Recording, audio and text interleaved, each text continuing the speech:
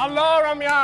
Boss, என்ன அசத்தலான entry ரொம்ப அப்படியே கலக்கலா டான்ஸ் மூவ்ஸ்லாம் கொடுத்துட்டு இருக்கீங்க. என்ன விஷயம்? ரம்யா, இந்தியாவோட ஃபர்ஸ்ட் காமெடி கிளப் ஆரம்பிச்சிருக்கேன். Minto Fresh King Queen Jack.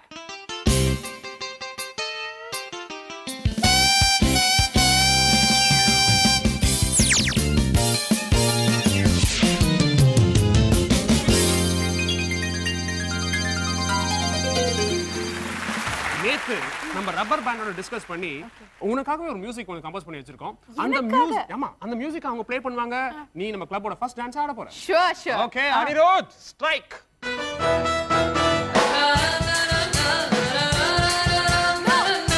Stop it. Boss, நீங்க என்ன தப்பா நினைச்சிட்டு இருக்கீங்க. நான் அந்த மாதிரி பொண்ணு இல்ல. என்ன ரம்யா, இந்த மாதிரி Dress போட்டுனா அந்த மாதிரி தான் டான்ஸ் ஆட முடியும். சரி, ஓகே, இந்த மாதிரி மியூசிக் ஆது டான்ஸ் ஆடுவியா? போடுங்க. அதுக்கும் முறைக்கிறியா? சரி, எனிவே இருக்கட்டும். ஓகே ரம்யா, நான் வந்து இந்த கிளப்ல 4 பெரிய தலைங்களை ஹையர் பண்ணிருக்கேன். ஓகே. நம்ம சென்னையோட very top humour people. Okay, அவங்க டெய்லி எவ்ரி ஈவினிங் வருவாங்க. உங்களை சந்தோஷப்படுத்துவாங்கன்னா காமெடி சொல்லி சந்தோஷப்படுத்துவாங்க. உடனே பாருங்க, ஒரே லிச்சியா பாக்குறாரு. ஓகே, அதெல்லாம் ஓகே. சோ இதான் பண்ண போறோம். சோ நம்ம ஃபர்ஸ்ட் கெஸ்ட் கூப்பிடுறதுக்கு முன்னால உங்களுக்கு நான் சின்னதா ஒன்னு செஞ்சு காட்டணும். ஓகே, என்ன பண்ற, நான் சொல்லுமா நம்பர் சொன்ன உடனே ஃபர்ஸ்ட் லெஃப்ட்ல பாக்குறேன், அப்புறம் ரைட்ல பாக்குறேன். ஓகே, லெஃப்ட்ல பாக்குறேன், திருப்பி ரைட்ல பாக்குறேன். ஓகே, ரப்பர் பேண்ட் ரெடிங்களா நீங்க? எஸ். Okay, 3 2 1 left right. இப்போ என்ன பண்றோம்? டென்னிஸ் மேட்ச் பாக்குறோம்னு மொக்க போட போறீங்களா பாஸ்? ஐயோ ரம்யா, நீ எல்லாம் வந்து லோக்கலாவே யோசிக்கிற ரம்யா. கிடையாது, இப்போ அப்படியே பண்ணிட்டே இரு. இப்போ சிம்பு வந்து நயன்தார் கிட்ட போய் என் மேல உனக்கு இன்னும் அன்பு இருக்கா நயன்தாரா அப்படின்னு கேட்டார்னா இதுதான் நயன்தாராவோட எக்ஸ்பிரஷன்.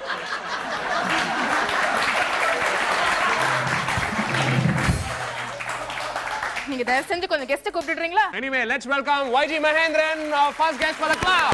Music!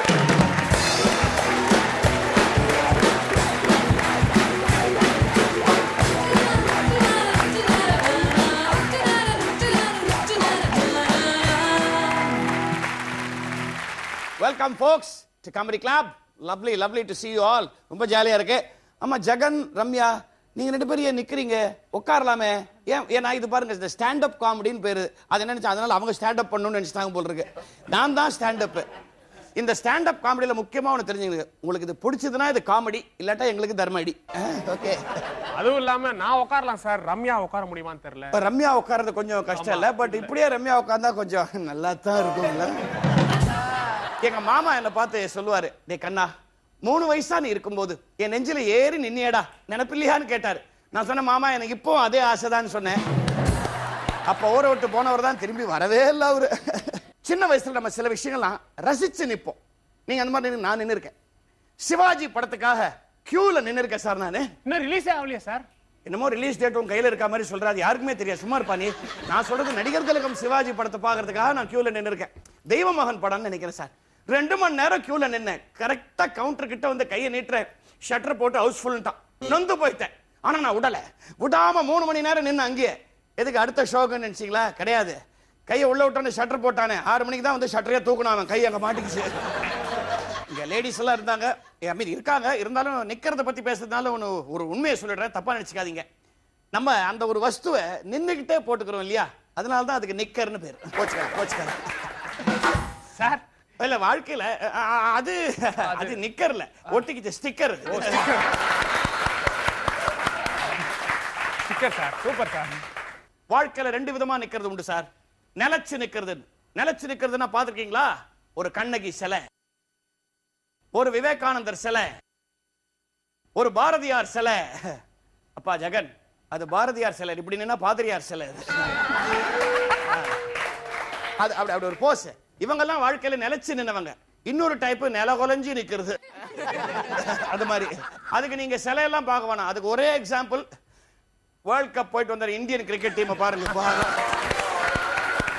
ஓடுறத பத்தி பேசுவோமா சார்? ஸ்கூல்ல ஓடுறதுல நான் தான் சார் ஃபர்ஸ்ட். ஆமா, பெல் அடிச்ச உடனே வீட்டுக்கு ஓடுறதுல நான் தான் ஃபர்ஸ்ட். சில சமயம் அந்த பியூனுக்கு முன்னாடி நானே பெல் அடிச்சுட்டு நானே கூட ஓடி இருக்கிறேன்.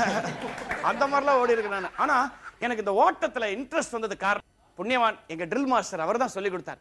பயங்கர ஸ்பீடா ஓடுவார் சார். எங்க ஸ்கூல்ல சேர்ந்த ஒரே வருஷத்துல ஹிந்தி டீச்சரோட ஓடி போட்டாரு.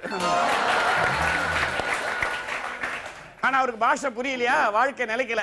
ஒரு 2 வருஷம் கழிச்சு திருப்பி வந்து அப்புறம் 6 மாசத்துல தமிழ் டீச்சரோட ஓடி போட்டாரு அவரு. ஆனா ஓடுறத பத்தி ரொம்ப அழகா சொல்லி இருக்கிறது யாருன்னா சார், பாரதியார் தான். குழந்தைங்களுக்கு சொன்னார், ஓடி விளையாடு பாப்பான்ட்டு. எனக்கு அது ரொம்ப பிடிக்கும். அதனால எனக்கும் அந்த மாதிரி ஏதாவது சொல்லணும்ட்டு சின்ன குழந்தைங்க என்கிட்ட ஆட்டோகிராஃப் வந்தா நான் ஔவையார்கிட்ட நைஸா காப்பி அடிச்சு சொல்லுவேன், ஓடாமல் ஒரு நாளும் இருக்க வேண்டாம்னு எழுதி கொடுத்துருவேன் நான். ஆனா தெரியாதனமா போன வாரம் ஒரு ஒயின் ஷாப் வாசல்ல 2 பேர் என்கிட்ட ஆட்டோகிராஃப் போடுன்னா, அவனுக்கு எப்படி எழுதி கொடுத்த தெரியுமா, போடாமல் ஒரு நாளும் இருக்க வேண்டாம்.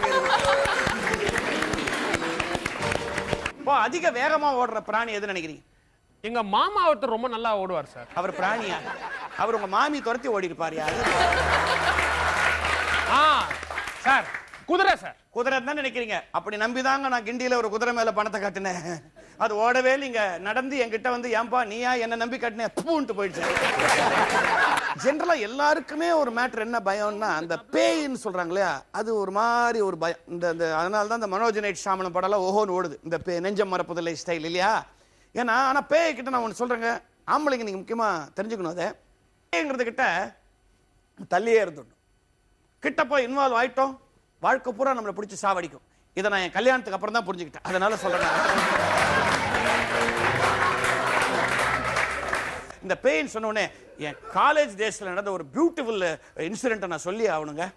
நான் லைலா காலேஜில் தான் பியூசி படித்தேன். அங்கெல்லாம் ஈவினிங்கு நாங்கள் அப்போல்லாம் இந்த பிரிட்ஜ் எல்லாம் கிடையாது. இந்த ரயில்வே கிராசிங் கிட்ட போகணும்னா அங்கே ஒரு சுடுகாடு இருக்கும். அதை தாண்டி அதே எஃபெக்ட் தான். அட்மாஸ்பியர் கொடு, அட்மாஸ்பியர் கொடு. ஆமா, இது ஏதோ பூனையோட பேயின்னு நினைக்கிறேன். ஒரு நாள் நான் கிளாஸ் முடிச்சு அந்த பக்கம் போயிட்டு இருக்கிறேன். கும் இருட்டு, நெஞ்சம் மறப்பதில்லை அட்மாஸ்பியர். அந்த சுடுகாடுல திடீர்னு நெஞ்சம் மறப்பதில்லைன்னு ஒரு சவுண்டு. ஒண்ணு இல்ல, யாரையோ ஒருத்தனை டிரான்சிஸ்டரோடய போச்சுட்டானுங்களா, ஆஃப் பண்ணல. அது வேற நான் போயிட்டு வரதுக்கு முன்னாடி ஒரு நல்ல மேட்டர் ஒன்று சொல்லணும். பேயை நம்பாதீங்க, பேய்களை நம்பாதேன்னு பாட்டு போட்டாங்களே, அது நம்ம கரெக்ட் தான். அது ஏன்னா அந்த கொள்ளிவாய் பிசாசுன்ற அதெல்லாம் கிடையவே கிடையாது. அப்புறம் மோகினி பிசாசுன்றான். அப்படி பார்க்க போனா மோகினி பிசாசு தான். எங்களை மயக்கும் மோகினி அது கிடையாது. அப்புறம் வந்து இந்த ரத்த காட்டேரின்றாங்களே, அது ஒண்ணு கிடையாது. அப்புறம் இன்னொரு வகை ஒண்ணு சொல்லுவாங்களே, அது இந்த சின்னது, என்னது, குடி.